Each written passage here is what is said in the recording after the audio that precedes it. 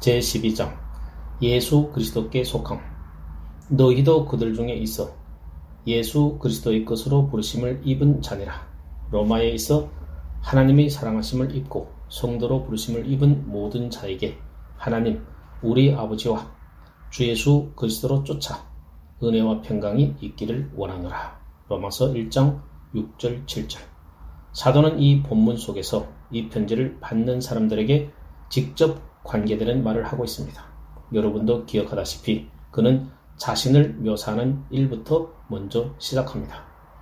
그렇게 해야만 했습니다. 어째서 그들에게 이 편지를 쓰고 있는지에 대한 이유를 말하며 설명해야만 했습니다.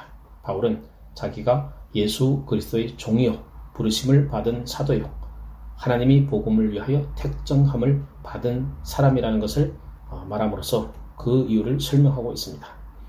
그러나 그것을 언급하는 것 자체가 그로 하여금 복음 자체의 기이한 개요와 복음의 위대하고 놀라운 내용을 말하지 않으면 안 되는 위치에 또 서게 됩니다. 그래서 4절 마지막에서 그것에 대한 묘사를 끝마친 그는 다시 자신에게로 돌아옵니다. 그로 말미암아 주 예수 그리스도로 말미암아 우리가 은혜와 사도의 직분을 받아 그 이름을 위하여 모든 이방인 중에서 믿어 순종케 하나니. 그런 다음에 사도는 로마 사람을 향하여 말하지 않으면 안 되는 위치에 왔습니다. 너희도 그들 중에 있어 예수 그리스도의 것으로 부르심을 입은 자니라. 여러분도 알다시피 바로 그것이 앞에서 말했던 것과 이 본문이 가지는 정확한 앞뒤 관계입니다. 우리는 사도 바울이 복음에 대해서 진술하는 것을 생각했었습니다. 사도 바울은 기독교 교리를 요약하였습니다.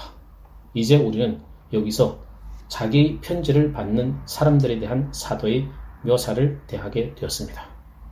그는 그것을 그런 방식으로 접근합니다. 그는 사도로 부르심을 받은 사람입니다. 그는 자기로 하여금 사도가 되게 한 은혜를 받았습니다. 그는 이 복음을 전하라는 부르심을 받았습니다. 그리고 사람들을 깨우쳐 모든 민족들 가운데서 믿음의 순종을 가지라고 촉구할 사명을 받았습니다. 유대인들 뿐만 아니라 우리가 보았듯이 이방인들에게도 말입니다. 그러므로 그는 말하기를 너희가 바로 거기에 들어있다. 너희가 이 민족들 속에 들어있다고 말합니다. 의심할 여지 없이 그는 이 시점에서 특히 이방인들을 생각하고 있었습니다. 왜냐하면 이미 보았듯이 로마 교회에서 유대인들이 섞여 있기는 했지만 그 교회는 본질적으로 이방인의 교회였음이 틀림이 없습니다.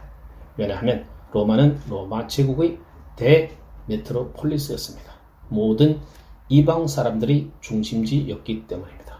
그래서 사도가 이런 방식으로 로마에 있는 교회의 사람들을 특별히 언급하는 것은 매우 자연스럽습니다. 그는 즉시 그들에 관한 어떤 것을 말하기 시작합니다.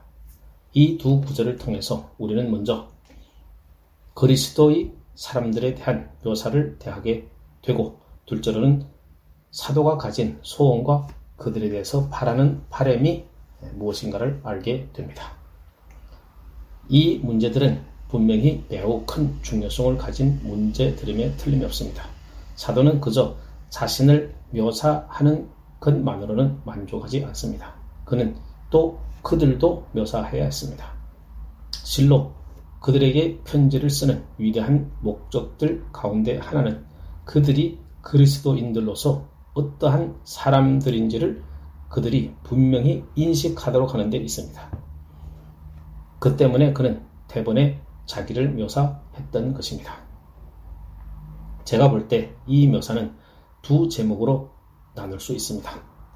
사도는 먼저 그들을 일반적으로 묘사합니다. 그런 다음에 특별하게 묘사합니다. 그들에 대한 사도의 일반적인 묘사는 그들이 예수 그리스도의 부르심을 입었다는 것입니다. 예수 그리스도의 부르심을. 이것이 매우 의미 있는 진술입니다. 표준 개정역이 그 부분을 잘 번역하였다고 봅니다. 그 번역이 이 시점에서 바른 의미를 우리에게 전달해 주고 있습니다. 예수 그리스도에게 속한 자로 부르심을 받은 이라고 번역하고 있습니다. 예수 그리스도의 부르심을 받은 자들이라고 말하여 소유격으로 표현하고 있습니다. 또는 예수 그리스도의 사람이 되도록 부르심을 받은 이라고 해도 무방하겠습니다. 의, of가 말미암아, by를 대신한다고 생각하는 사람들이 있는 것 같습니다. 그리고 그들은 예수 그리스도로 말미암아 부르심을 받은 자들이라는 뜻이라고 생각하는 것 같습니다.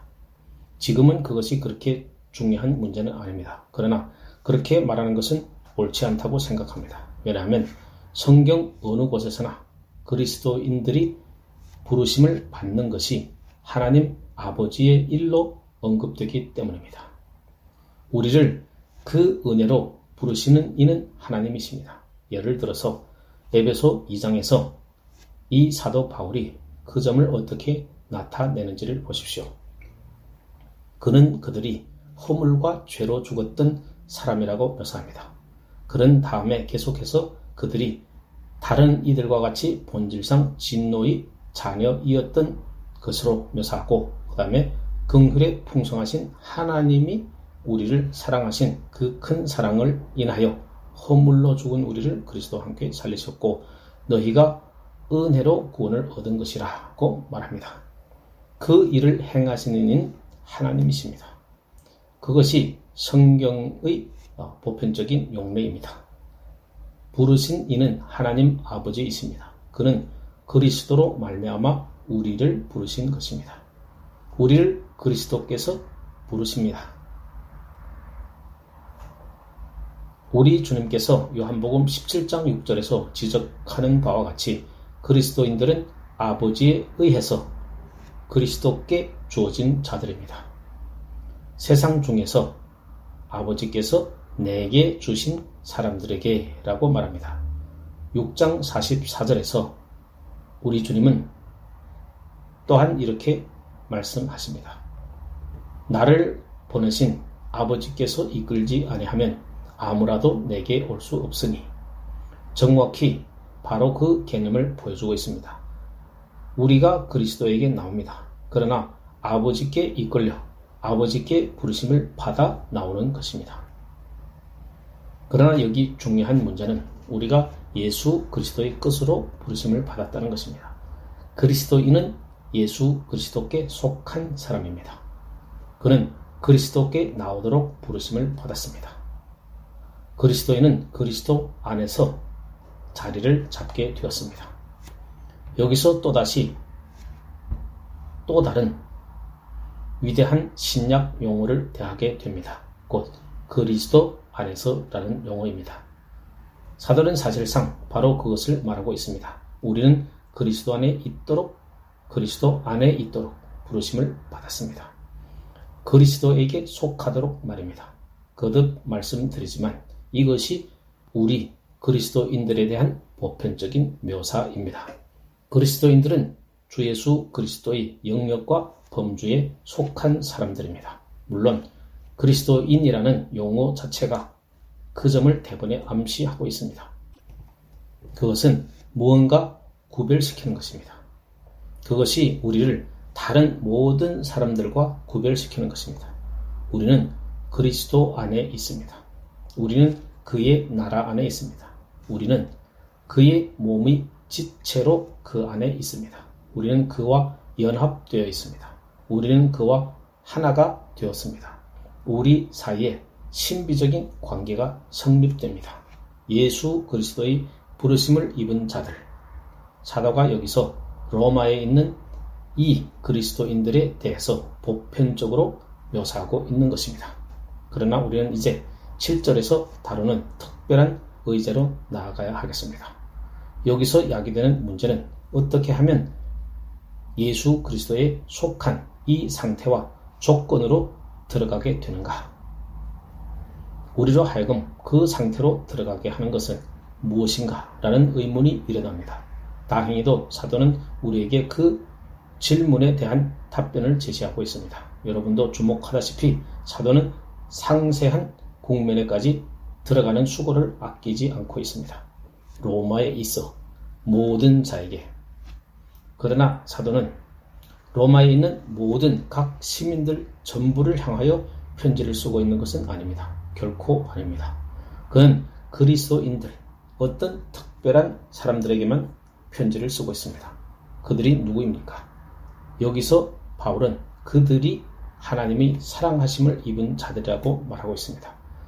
그들은 부르심을 입은 사람들이요, 성도들입니다. 번역자들이 비동사를 첨가해 놓습니다. 원어에는 부르심을 받은 성도이라 하여 수동태에서 발견되는 비동사 부분이 발견되지 않습니다. 1절과 같은 것을 주목하게 됩니다. 1절에 있는 말을 그대로 옮기면 바울, 예수 그리스도의 종, 사도로 부르심을 받아로 되어 있습니다. 우리는 원어의 말이 사도로 부르심을 받은 이라고 되어 있지 않고 부르심을 받은 사도라고 되어 있다고 지적한 바 있습니다. 여기서 정확히 같은 경우입니다. 하나님 아버지의 사랑을 받은 부름받은 성도들이라고 되어 있습니다. 우리가 이 세 어휘를 살펴나감에 따라서 사도가 이 세 어휘를 놓는 순서를 주목하는 것이 매우 중요하다고 생각합니다. 왜냐하면 성경 어느 곳에서나 정확히 바로 그 순서를 채용하고 있기 때문입니다. 여기서 사도는 로마시에 있는 여러 사람들에게 편지를 쓰고 있습니다. 물론 그렇게 많은 무리의 사람들은 아닐 것입니다만 그들은 그리스도인들입니다. 이 사람들은 그리스도 안에 있는 사람들입니다. 그러면 어떻게 그들이 그리스도 안에 있게 되었습니까? 그들에게 어떤 일이 일어났습니까? 첫 번째 요점은 이것이라고 말하고 있습니다. 너희는 하나님이 사랑하심을 입은 자들이라. 여러분이 좋아하는 대로 그것을 다음과 같이 살펴봅시다. 저 큰 대로마 제국의 수도인 로마시를 생각해 보도록 합시다. 대다수의 사람들은 어떤 류의 삶을 누렸는가를 생각해내는 것은 그리 많은 수고를 필요하지 않습니다. 우리는 1장 하반부에서 그들의 삶에 대한 묘사를 대하게 됩니다. 그 도시는 가혹스러운 죄악, 무서운 방탕으로 가득 차 있었습니다. 그럼에도 불구하고 그 도시에 서로의 집에서 모이는 일단의 사람들, 브루스길라와 아굴라와 같은 사람들이 집에 모였던 무리들이 있었습니다. 이 작은 무리들은 그리스도인들로서 이 대이교 사회에서 우뚝 솟아 있었습니다. 무엇이 그들로 하여금 그 자리에 서 있게 했습니까? 그들은 다른 사람들과 절대로 다릅니다. 그들은 더 이상 그러한 가공스러운 죄악을 저지르지 않습니다. 그들은 전적으로 다른 류의 삶을 영위하고 있습니다. 그러면 무엇이 그렇게 만들었습니까? 사도는 오직 한 가지의 답변을 주고 있습니다. 하나님의 사랑, 하나님의 사랑. 바로 그것이 그렇게 만들었습니다. 하나님이 사랑하심을 입은 그것이 바로 그들로 그들 되게 하신 것입니다. 여러분은 사도가 그 점을 맨 먼저 지적하고 있음을 주목해야 합니다. 그는 그것을 뒤에 놓지 않았습니다.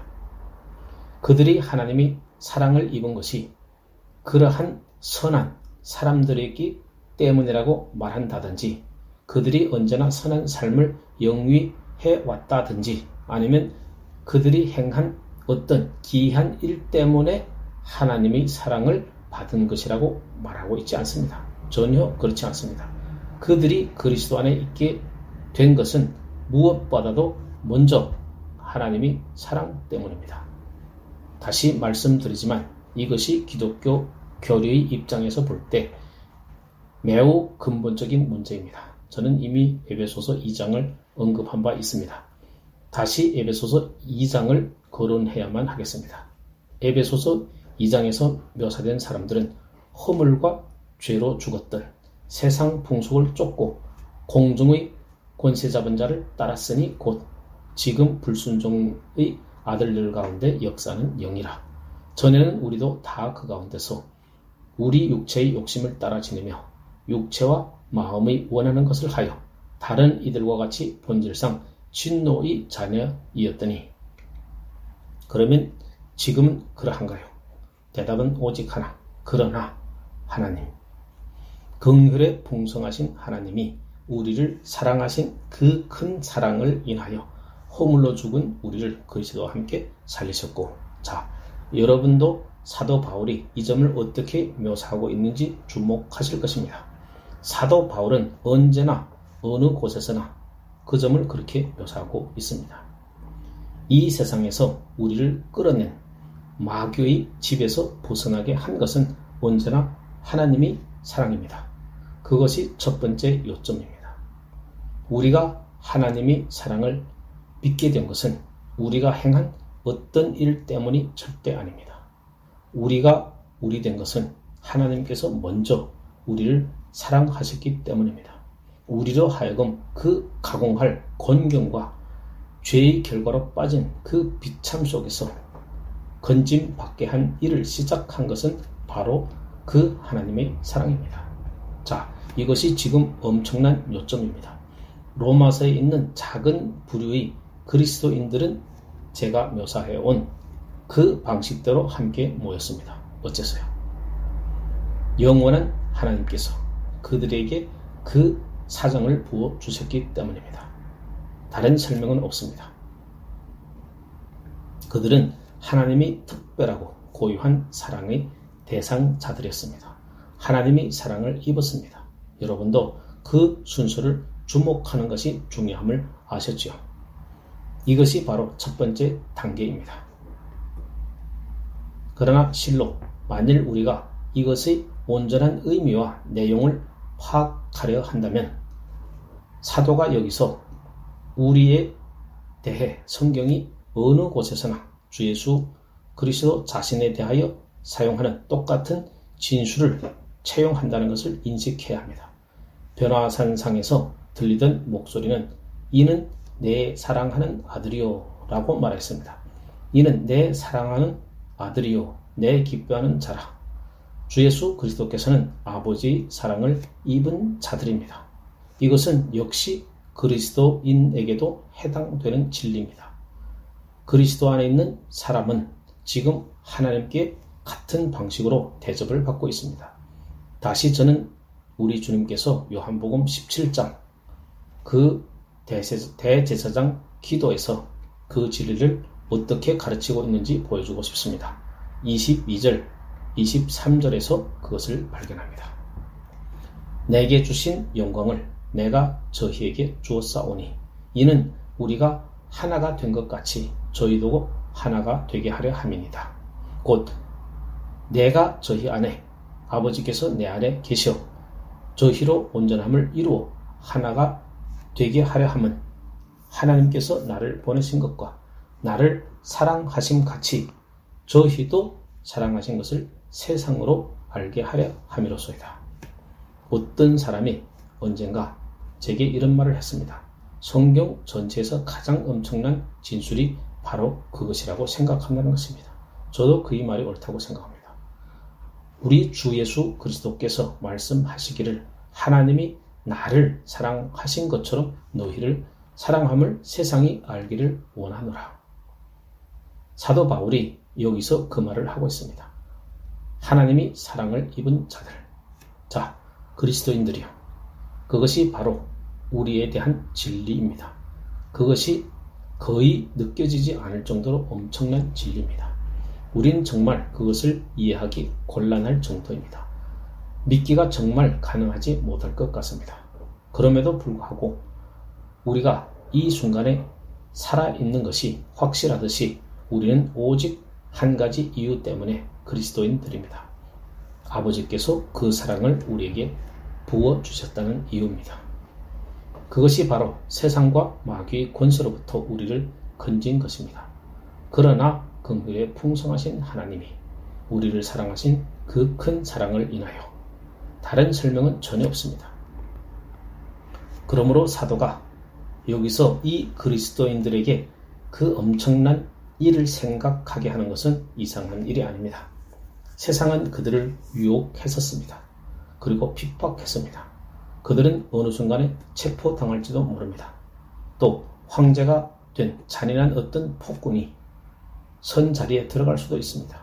사형 선고를 받고 또는 우리에 있는 사자에게 던지어질 수도 있습니다. 그들은 자주 모든 사람들이 조종을 받았습니다.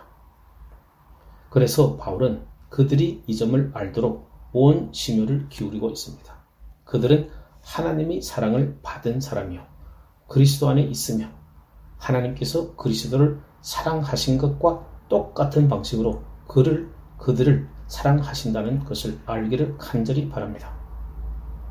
하나님이 사랑을 입은 자들이요. 확실히 말해서 우리 그리스도인들에게 있어서 주요한 난제는 우리가 이 어휘가 말하는 차원을 포착하지 못한다는 데 있습니다. 우리 모두는 그 점을 인정해야 합니다. 우리는 그것들을 우리의 것으로 삼지 않습니다. 우리는 그 어휘들을 이해하지 못합니다. 이 서론적인 진술을 가지고 오래 쓰이는 것이 중요함을 여러분도 이제 아시겠죠. 6장, 7장, 8장으로 나아가면서 나는 성화의 교리에 관해 알고 싶다 라고 말하지 마십시오. 나의 사랑하는 친구들이요. 만일 여러분이 마땅한 바대로 하나님께서 자신의 독생자 예수 그리스도를 사랑하셨듯이 여러분도 사랑하심을 인식하기만 한다면 더 이상 나가지 않아도 여러분이 거룩하게 되는 것이 정말 중요한 일이라는 것을 배우게 될 것입니다. 첫 번째 진리는 이것입니다. 하나님이 사랑을 입었다. 그런 다음에 우리는 이제 두 번째 요점으로 나아가야겠습니다. 이 문제들에 있어서 매우 분명한 논리적인 선후 관계가 있습니다. 하나님께서는 전체 인류를 내다보십니다. 그리고 이 사람들에게 자기의 애정을 쏟아붓습니다. 그 다음에는 어떻게 하십니까? 하나님께서 그렇게 사랑하시니 그들을 부르십니다. 로마에 있어 하나님이 사랑을 입고 성도로 부르심을 입은 그는 이미 그 어휘를 사용한 바 있습니다. 그러나 저는 그 어휘를 상세히 다루지 않고 지금까지 기다리며 왔습니다. 왜냐하면 제가 볼 때 그 문제를 상세하게 숙고하는 가장 좋은 지점이 여기라고 생각되었기 때문입니다. 그리스도인에 대하여 성경에서 어느 것에서나 부단히 사용되는 또 다른 어휘가 있습니다. 그리스도인은 어떠한 사람입니까? 그리스도인은 부르심을 입은 사람들입니다. 저는 이 어휘를 사용하는 용도에 대해 몇 가지 예증을 들어 말씀드리겠습니다. 우리 주님께서 친히 내가 의인을 부르러 온 것이 아니라, 여러분도 알다시피 의인을 부르러 온 것이 아니라 죄인을 불러 회개케 함이로다. 다시 주님께서는 청함을 입은 자들, 부르심을 입은 자들이죠. 청함을 입은 자들은 많되 택하심을 입은 자들은 적다라고 말씀하십니다. 그것도 같은 개념입니다. 여러분은 기독교 교회의 후원을 입고 행한 첫 번째 설교를 기억하실 것입니다. 어떤 의미에서 사도 베드로가 오순절날에 행한 그 설교는 최초의 설교라고 할 수 있습니다. 여러분은 사도 베드로가 그때 설교를 어떻게 했는지 기억하십니까? 성령으로 말미암아 죄를 깨닫고 회개한 어떤 사람들은 형제들아 우리가 어찌할꼬 라고 울부짖었습니다. 베드로는 이렇게 대답했습니다. 너희가 회개하여 각각 예수 그리스도의 이름으로 세례를 받고 죄사함을 받으라. 그리하면 성령을 선물로 받으리니 이 약속은 너희와 너희 자녀와 모든 사람 곧 주 우리 하나님이 얼마든지 부르시는 자에게 하시는 것이라. 바로 그 어휘가 있지 않습니까? 성령의 약속은 전 세계에 보편적으로 주어진 약속이 아닙니다. 그것은 특별하게 부르심을 입은 사람들에게만 주어진 것입니다. 여러분은 바울이 쓴 고린도 전서에서 역시 같은 것을 발견합니다. 형제들아 너희를 부르심을 보라. 육체를 따라 지혜 있는 자가 많지 아니하며 능한 자가 많지 아니하며 문벌 좋은 자가 많지 아니하도다. 그는 십자가의 도를 멸망하는 자들에게는 미련한 것이요 부르심을 입은 또는 구원 얻은 우리에게는 그것이 바로 사도의 의의, 하나님의 능력이라. 그리스도인들은 부르심을 받은 사람들입니다. 베드로전서 2장에도 그에 대한 신뢰가 나타납니다. 오직 너희는 택하신 족속이요 왕같은 제사장들이요 거룩한 나라요 그의 소유된 백성이니 이는 너희를 어두운 데서 불러내어 그의 기이한 빛에 들어가게 하신 자의 아름다운 덕을 선전하게 하려 하심이라. 그는 역시 같은 장 후반부에서 그 말을 되풀이하고 있습니다. 그러므로 그 어휘는 신약에서 매우 중요한 어휘임에 틀림없습니다. 바울은 자신에 대하여 말하기를 자기는 예수 그리스도의 종, 사도로 부르심을 입은 자라고 말하고 있습니다. 그리스도인들은 같은 방식으로 부르심을 입은 자들입니다. 물론 사도로 부르심을 받은 것이 아니라 그리스도인들로 부르심을 받았다는 것입니다. 그러면 그 말은 무엇을 뜻합니까? 부르심의 전체 교리를 다음과 같이 이해하는 것이 관습이 되어 왔습니다. 여기서 부르심은 효과적인 부르심을 뜻합니다. 효과적인 부르심. 부르심의 두 타입이 있습니다. 어느 때나 복음은 전파되며 부르심은 발생합니다. 하나님이 이제는 어디든지 다 사람을 명하사 회개하라 하셨으니 모든 사람들을 부르는 일이 있습니다. 복음이 전파될 때 회개하고 복음을 믿으라는 부르심이 있습니다. 그것을 일반적인 부르심, 보편적인 부르심이라고 합니다. 그러나 사도가 여기서 말하는 부르심은 그것이 아닙니다. 여러분도 알다시피 사도는 고린도 사람들, 지혜자나 문벌 좋은 자가 많지 아니한 부르심은, 택함 받으심은 고린도 사람들에게 말하고 있습니다. 그러나 복음은 모든 사람들에게 전파되어 왔습니다. 그러나 바울은 부르심을 받았다고 말할 때 그리스도인 된 사람들을 뜻하고 있습니다. 그리스도인들이 된 사람들을 뜻하고 있습니다. 그러므로 거기서 우리는 보편적인 부르심과 특별한 효력이 있는 부르심을 구별해야 합니다. 우리는 그것을 이렇게 살펴볼 수 있습니다. 두 사람이 같은 회중 속에 앉아 있다고 생각합시다. 그 두 사람은 같은 설교를 듣고 있습니다. 같은 복음 전도를 듣습니다. 어떤 사람은 그것을 믿고 다른 사람은 믿지 않습니다. 어떤 사람은 그리스도인이 되지만 다른 사람은 그렇게 되지 않습니다. 어떤 차이입니까? 믿는 사람에게는 효력 있는 부르심입니다. 그 부르심은 두 사람에게 똑같이 비춰졌습니다. 그러나 한 사람에게는 그것이 효력이 있고 그래서 그러하여금 앞으로 나오게 하였고 자기를 복종시켜 믿고 그리스도인들과 합세하게 되었습니다. 그것이 바로 효과 있는 부르심, 유효한 소명이라고도 합니다. 효과 있는 부르심. 사도가 여기서 말하는 것은 바로 그것입니다. 이 사람들은 예수 그리스도의 것으로 부르심을 입은 사람들입니다. 그들은 그리스도 안에 있습니다. 그의 백성들에게 속해 있습니다. 그들은 그 그리스도의 백성들 속에 있습니다. 그들은 바로 그 영역과 범주 속에 들어 있습니다. 어떻게 그들이 그렇게 되었습니까? 하나님에 의해서 효과적인 부르심을 입었기 때문입니다. 물론 말씀 전도에 역사하시는 성령의 능력의 결과로 그 부르심의 효력은 발생합니다. 그렇기 때문에 사도 바울은 고린도 사람들에게 보낸 첫 번째 서신인 고린도전서 2장에서 이렇게 말하고 있습니다. 형제들아, 내가 너희에게 나아가 하나님이 증거를 전할 때 말과 지혜의 아름다운 것으로 아니하였나니 예수 그리스도와 그의 십자가에 못 박히신 것 외에는 아무것도 알지 아니하기로 작정하였습니다. 내가 너희 가운데 거할 때 약하며 두려워하며 심히 떨었노라.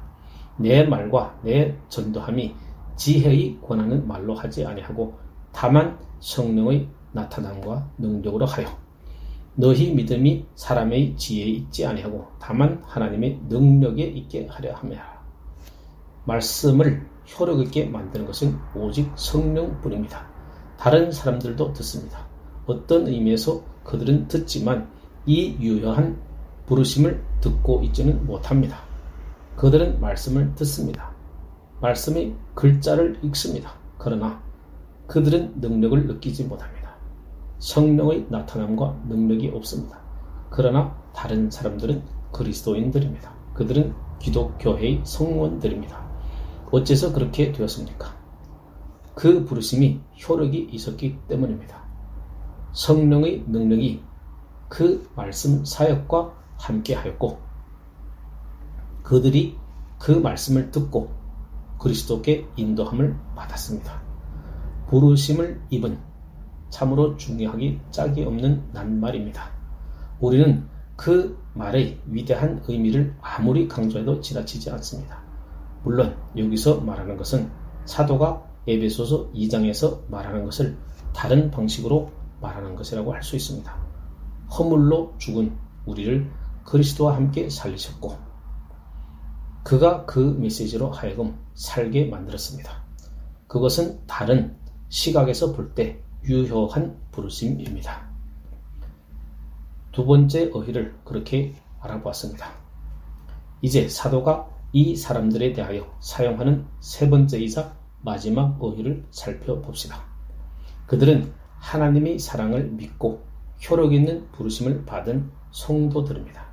다시 한번 우리는 성경에서 자주 나타나는 말을 대하고 있는 것입니다. 그 말을 사실 모든 서신들마다 발견하게 됩니다. 그러나 대번에 여러분은 극히 흥미있는 주목을 가지실 것입니다. 바울은 로마의 모든 그리스도인들과 모든 성원들에게 그 어휘를 사용합니다. 그는 그들 중 몇 사람만이 성도들이라고 말하고 있지 않습니다. 그들이 모두 다 성도들입니다. 그들이 다 하나님의 사랑을 믿고 부르심을 받은 사람들입니다. 불행히도 우리는 로마 카톨릭의 가르침이 이 말을 우리로부터 탈취해 가도록 제쳐두었습니다. 거짓된 가르침이 수세기 동안 지속되어 온 방식을 주목하면 흥미롭습니다. 그러한 거짓된 가르침을 가르치는 주요한 교훈이 우리들에게 거짓된 것으로 여겨진다는 사실에도 불구하고 어째서 그처럼 오랫동안 그 가르침이 존속되어 왔는지요. 그러나 우리 모든 프로테스탄트 복음주의자들은 아직도 성도들을 어떤 비상하고 예외적인 사람들로 생각하는 경향이 있습니다. 그렇지 않습니다. 전혀 그렇지 않습니다. 그러나 그것은 그릇된 것입니다. 그것은 비성경적입니다. 성경의 가르침에 따르면 모든 각계 그리스도인은 다 성도입니다. 여러분이 그리스도인이라면 반드시 여러분은 성도입니다.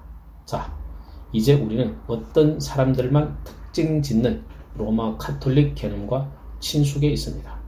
어떤 엄격한 시금석을 가지고 그 말을 적용하는 사람들을 선별하고 그 말을 붙여줄 사람들의 탁월한 삶을 규정짓곤 합니다. 그러나 어휘를 받은 사람들은 어떤 이적을 행해야 합니다. 언제나 기쁜 일과 그 밖의 다른 것들을 나타내야 합니다. 만일 그들이 어느 표준에 도달하지 못하면 성도로 인정을 받지 못합니다.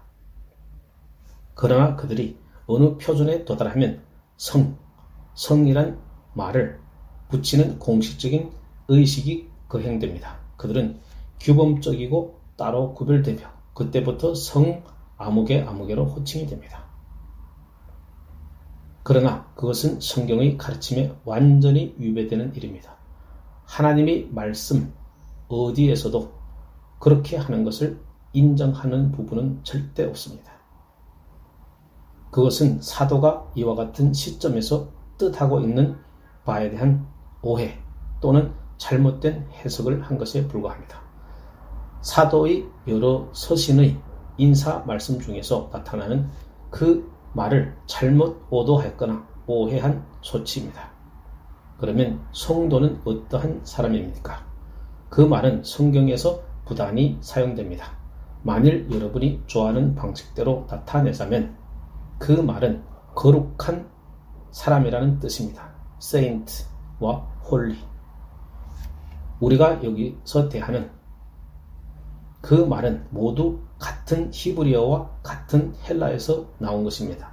saint, holy. 그들은 정확히 같은 말을 나타냅니다.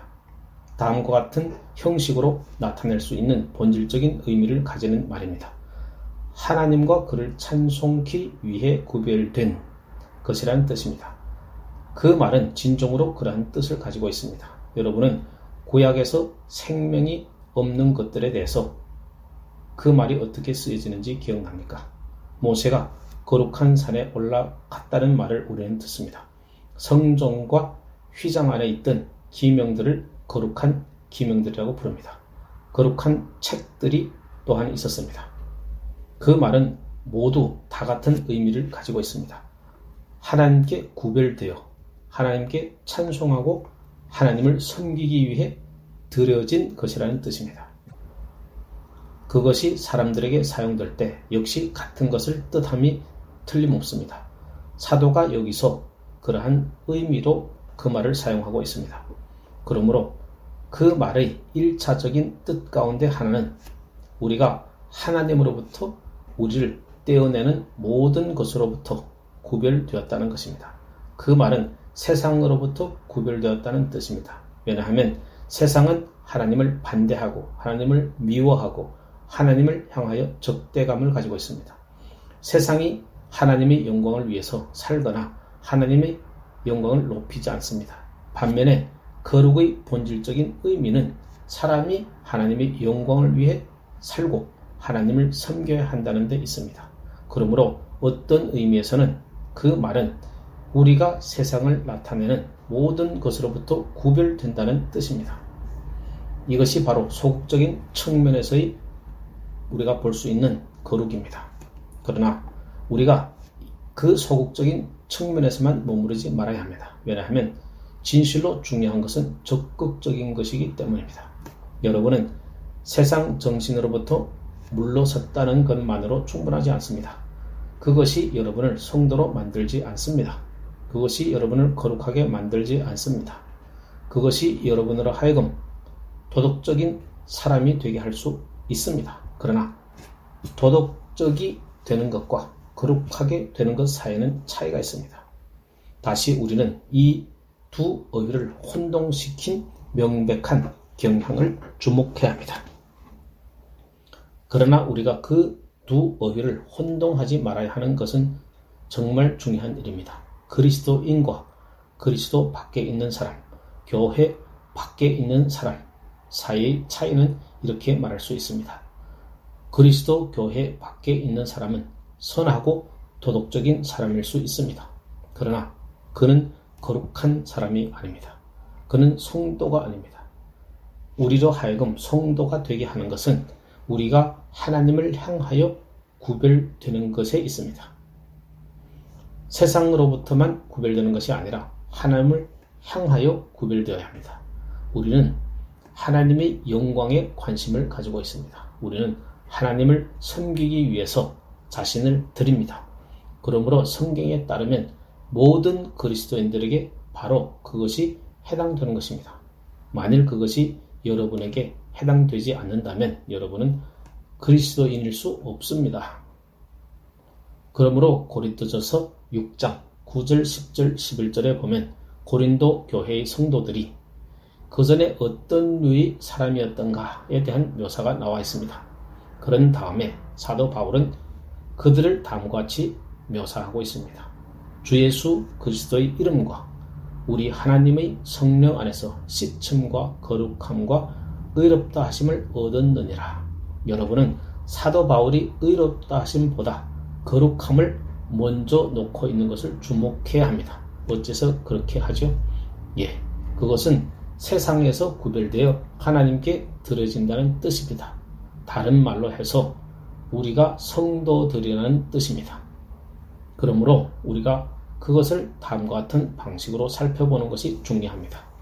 모든 그리스도인은 이러한 의미에서 성도입니다. 곧 객관적인 그리스도 안에서 모든 그리스도인은 하나님에 의해서 하나님을 위해 구별된 존재입니다. 그가 무가치한 삶을 살 경우도 있을 수 있습니다. 또 죄에 떨어질 수도 있습니다. 그리스도 안의 어린 아이일 수도 있습니다.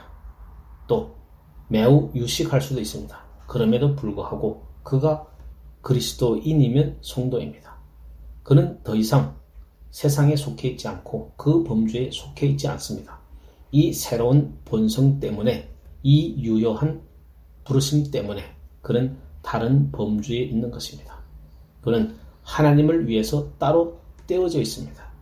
분명히 여러분이 그것이 아니라면 전혀 그리스도인일 수 없습니다. 만일 여러분이 그렇지 않고는 그리스도인일 수 없고 여전히 세상에 속해 있거나 사탄의 나라에 속해 있는 것입니다. 그리스도인이 된다는 것은 이 새로운 왕국으로 주입되는, 즉 어둠의 나라에서 불러내어 하나님이 사랑하는 아들의 나라로 옮겨졌다는 뜻입니다. 그런 의미에서 성도입니다. 그러나 물론 그 말의 의미는 거기에서 끝나지 않습니다. 그것은 하나님께서 나에게 행한 무엇입니다. 그것은 객관적인 것입니다. 그러나 그것은 하나님께서 나에게 행한 일의 시작에 불과합니다. 왜냐하면 또 다른 일, 더 주관적인 일이 있습니다. 우리가 주관적인 측면에 이르게 될 때 하나님께서 우리를 구별하신 다음에 우리 속에서 계속 일하신다는 말씀을 듣게 됩니다. 두렵고 떨림으로 너희 구원을 이루라. 어째서 그렇습니까?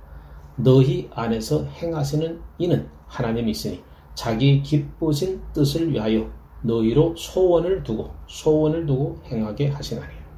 하나님께서는 성령을 통해서 우리 안에서 계속 일하십니다.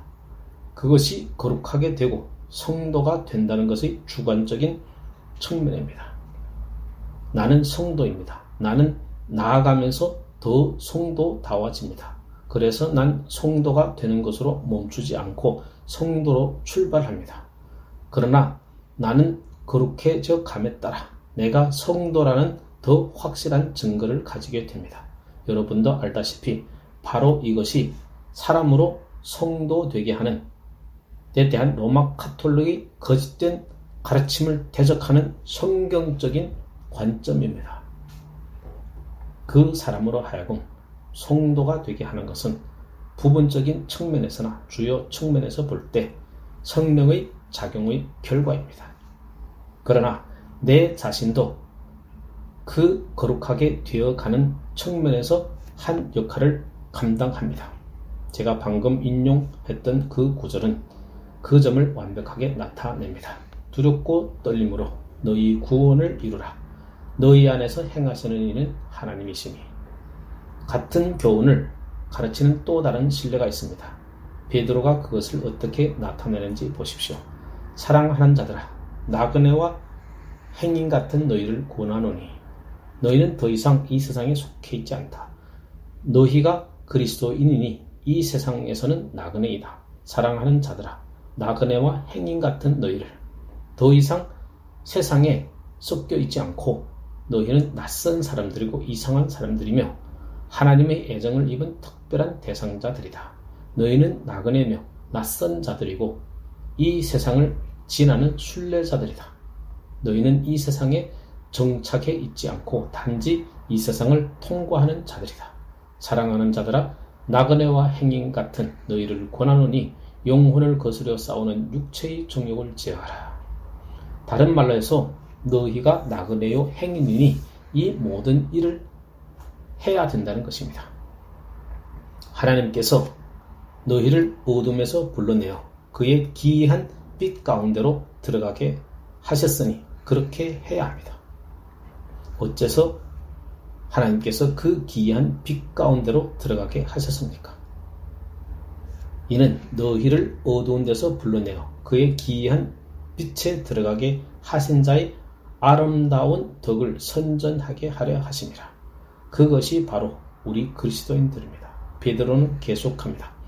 너희가 이방인 중에서 행실을 선하게 가져 너희를 악행한다고 비방하는 자들로 하여금 너희 선한 일을 보고 권고하시는 날에 하나님께 영광을 돌리게 하려 함이라. 바로 그것입니다.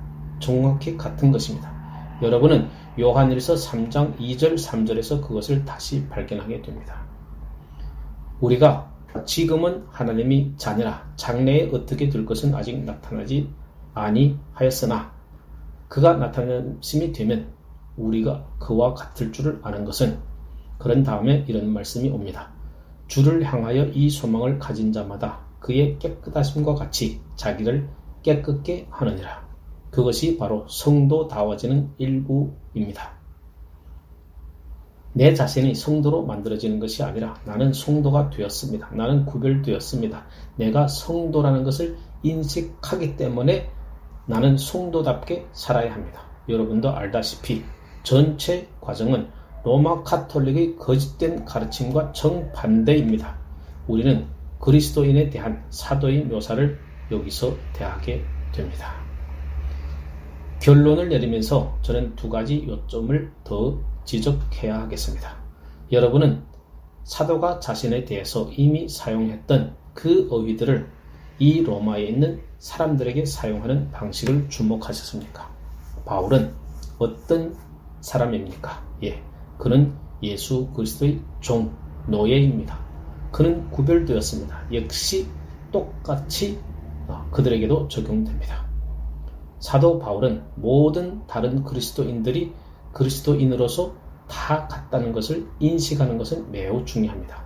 사도 바울이 스스로 그리스도인이 된 것이 아닙니다. 그가 비상하거나 예외적이거나 어떤 괄목할 만한 인물이기 때문에 그리스도인이 된 것이 아닙니다. 절대 아닙니다. 그는 자기는 죄인 중에 괴수라고 말합니다. 밑보다 이 모든 사람이 받을 만한 이 말이요. 그리스도 예수께서 죄인을 구원하시려고 세상에 임하셨다 하였도다. 죄인 중에 내가 괴수니라. 정확히 같은 말을 다시 합니다. 하나님께서 그를 사랑하셨고 부르셨고 구별하셨고 성도가 되게 하셨습니다. 그것은 다른 모든 그리스도인들에게도 해당됩니다. 우리가 그 점을 인식한다는 것은 얼마나 놀라운 일입니까? 우리가 그처럼 자주 세상과 육체와 마귀를 대적하여 투쟁하고 마귀가 우리로 하여금 우리가 전혀 그리스도인이 아니라고 생각하도록 시험하거나 아니면 우리가 우리 자신의 노력으로 그리스도인이 되었다고 생각하도록 시험할 때 그때마다 우리는 우리 자신에 대하여 여기서 말하는 것을 기억해야 할 것입니다. 하나님이 사랑을 입어 성도로 부르심을 받았다. 그리스도 안에서 우리는 성도입니다. 주 예수 그리스도를 위하여 구별되고 따로 떼어진 사람들입니다. 우리는 그의 소유가 되었습니다. 그러나 다시 저는 끝으로 이렇게 말씀드립니다.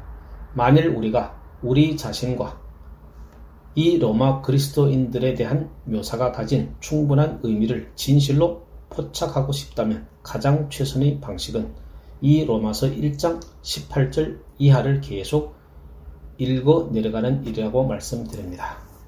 거기 보면 이방인들의 삶에 대한 섬뜩한 묘사가 나옵니다.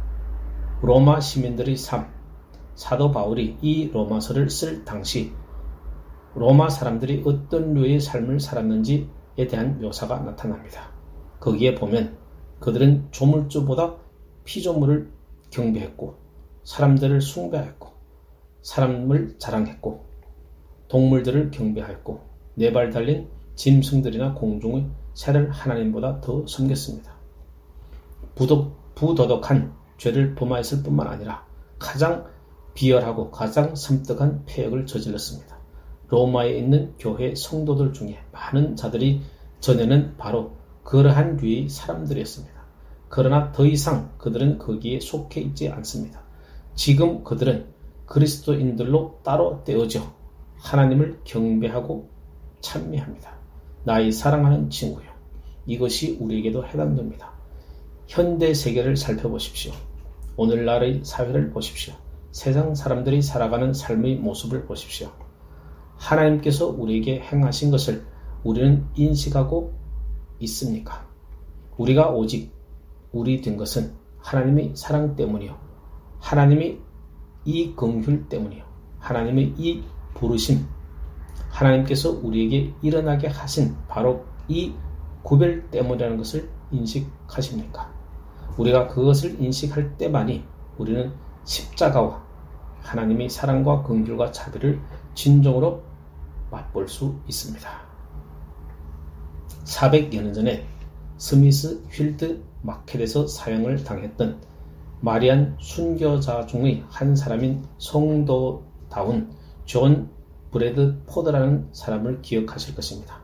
그가 언젠가 자기 친구와 함께 길을 걷고 있다가 어떤 범죄 때문에 사형을 당하려고 끌려가는 한 불쌍한 사람을 보게 되었습니다. 그때 그가 무엇이라고 했는지 여러분은 기억하실 것입니다. 그 성도다운 존 브래드 포드는 그 사람을 보고 하나님의 은혜가 아니었다면 존 브래드 포드도 바로 저 자리에 있을 것이다. 그것이 모든 그리스도인들이 느껴야 할 느낌입니다. 우리가 우리 된 것은 우리 선함이나 우리 삶이나 우리 안에 있는 어떤 것 때문이 절대 아닙니다. 그것은 모두 하나님이 사랑에서 나왔습니다. 영원하고 청량할 수 없는 사랑 때문입니다. 하나님께서 무엇을 보고 우리를 사랑하셨습니까? 정말 우리는 모릅니다. 그것은 참 기이한 일입니다. 우리가 아직 죄인 되었을 때 그리스도께서 우리를 위해서 죽으셨습니다. 우리가 죄인 되었고 하나님을 거역하고 멀리 떨어져 있었는데도 불구하고 바로 그때 하나님은 그 일을 하셨습니다. 우리는 하나님의 사랑을 입었고 부르심을 받은 성도입니다. 바로 우리는 그러한 사람들입니다. 성경의 논리를 우리에게 적용시키고자 저는 말씀드리는 바입니다. 우리가 그러한 사람이니 우리는 그것을 보여주어야 합니다. 우리는 복음의 요구를 거역하지 맙시다. 너무 좁은 사람이 되는 것이 아니냐 하는 말을 그만둡시다. 우리는 될 수 있는 한 세상에 가까이 살려고 하는 그러한 헛수고를 그만둡시다. 만일 우리가 성도들이라면 그 사실을 선포합시다. 우리는 그것을 자랑하고 모든 사람들에게 그것을 나타냅시다. 사랑하는 자들아, 나그네와 행인 같은 너희들에게 권하노니 영혼을 거스려 싸우는 육체의 정욕을 제어하라.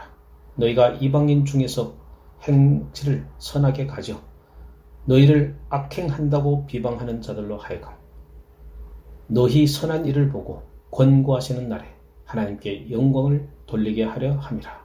그리스도인들이여, 우리는 바로 그러한 사람들이 됩시다. 아멘.